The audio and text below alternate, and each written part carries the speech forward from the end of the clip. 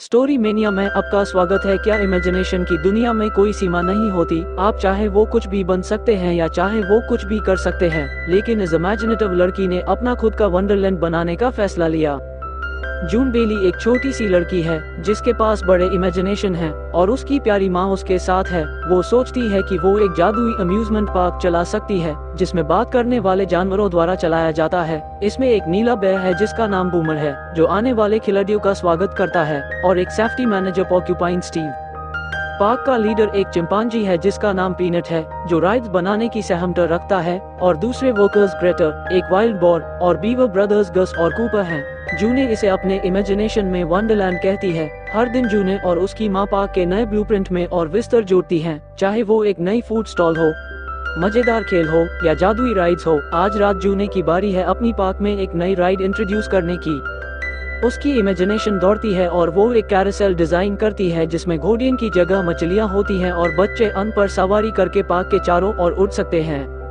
उसकी माँ कहती है जूने से कि बस पीनट के प्लशी को उसकी पेन दू और उसके कान में फिश कैरोसेल का आइडिया फूसफूसा दू। जूने के पापा कमरे में आते हैं और यूं समय पर सोना की सलाह देते हैं। सोते समय जूने अपनी माँ से पूछती है कि क्या वंडरलैंड असली में हो सकता है। उसकी माँ मुस्कुराती है और कहती है कि ये हो सकता है क्योंकि वो अपनी बेटी पर यकीन करती है कि वो कुछ भी कर सकती है।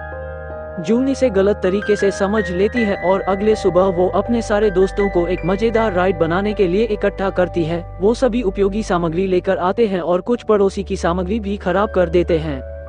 जून ने एक रोलर कोस्टर डिजाइन किया है जो उसके इमेजिनेशन में सबसे अच्छी राइड है, लेकिन ये बिल्कुल सुरक्षित नहीं है। जूने अपने बेस्ट फ्रेंड बैंकी को माना लेती है कि वो पहली बार राइड पर चढ़ें। वो छोटी सी ट्रेन पर चढ़ते हैं और ट्रिगर को खींचते हैं खुद बनाई हुई रोलर कोस्टर पर। बिल्कुल, ये कहानी तो जून के लिए कुछ मुश्किल है और ये उसकी सोच के मुताबिक नहीं चल रही। चीजें और भी खराब हो जाती हैं जब ट्रेन अपने डेजिग्नेट स्थल पर रुकती नहीं और सड़कों पर निकल जाती है। बच्चे ट्रैफिक में ग्लाइड करते हैं और लगभग व्हीकल्स के नीचे आ जाते हैं, लेकिन पड़ोसी जूने के घर के सामने इकट्ठा हो जाते हैं और उनसे नुकसान का भरपाई मांगते हैं। जूने के माँ बाप सबको पैसा देते हैं और उनसे वादा करते हैं कि वो ऐसे फिर कभी नहीं करेगी।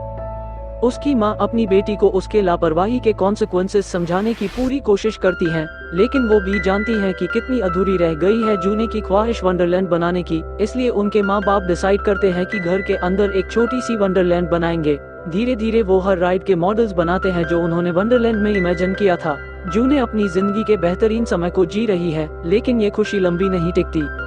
उसकी माँ बहुत बीमार होती है और अब वो जूने के साथ खेल नहीं सकती। उसको कुछ महीने के लिए हॉस्पिटल एडमिट करना पड़ता है। वो उन्होंने अब तक बनाए गए सारे प्रोजेक्ट्स को भी हटाने लगती है। वो अपने दोस्तों के साथ खेलना बंद कर देती है और वैसे मुस्कुराना भी बंद कर देती है।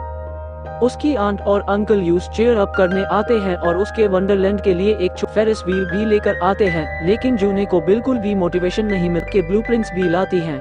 जूने इतना परेशान हो जाती है कि वो ब्लूप्रिंट्स को स्नैच कर लेती है और उन्हें जला देती है। कुछ हिस्से हवा में उड़ जाते हैं। जब जून तकलीफ में रो रही होती है, वो समझ लेती है कि बिना अपनी माँ के वो ये नहीं कर सकती। अगली दिन से जूने अपना अधिकांश समय घर के काम में बिताने लगती है। उसने अपने उम्र के मुकाबले ज्यादा मैच्योर और जिम्मेदार बन लिया है। उसके पापा चाहते हैं कि वो फर्स्ट सोशलाइज करे, इसलिए वो यूज मैथ कैंप भेजने का फैसला करते। जून नहीं चाहती कि वो जाए क्योंकि उससे अपने पापा के अकेले रहने का डर लगता है, लेकिन उन्हें अपने दोस्तों के साथ मस्ती करने लगती है और ट्रिप का आनंद लेने लगती है।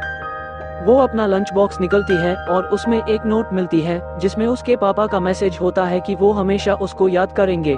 जूने इसे बहुत अधिक सोचती है और मान लेती है कि उसके पापा को खतरा है, इसलिए वो बैंकी से मदद मांगती है कि वापस घर जाने में मददगार बैंकी राजी हो जाता है और बीमारी का नाटक करके सब बच्चे बस से उतरते हैं और जून इस मौके का फायदा उठाती है। वो वापस घर जाने की तरफ बढ़ती है, लेकिन फिर उसको जून ने देखा कि एक पीस उसके वंडरलैंड ब्लूप्रिंट का हवा में उड़ रहा है। लगता है वो यूज एक स्पेसिफिक दिशा में ले जा रहा है।